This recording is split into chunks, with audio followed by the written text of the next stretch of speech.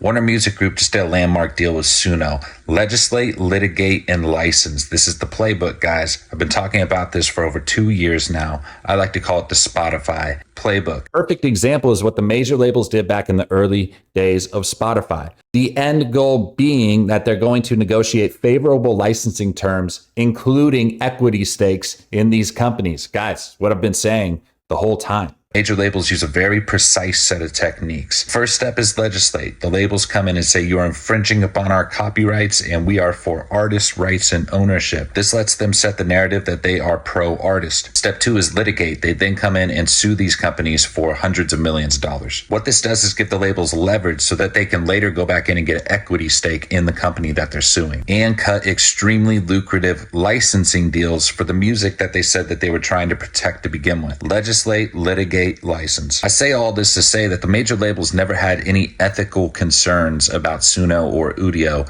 training on copyrighted human music.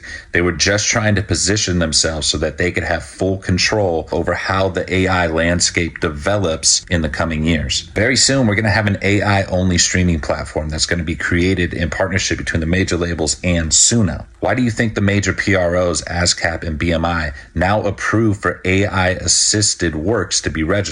The reason is because the major labels knew that these licensing deals with SUNO and Udio were about to get finalized. And now all this AI-assisted music that uses portions of their copyrights will now get performance royalties paid out on it through companies like ASCAP and BMI. The labels knew exactly how this was going to play out since the very beginning. They were never against these AI music platforms coming in and disrupting the industry. To the contrary, they knew that this was going to make them more money than they ever could have made off of human music.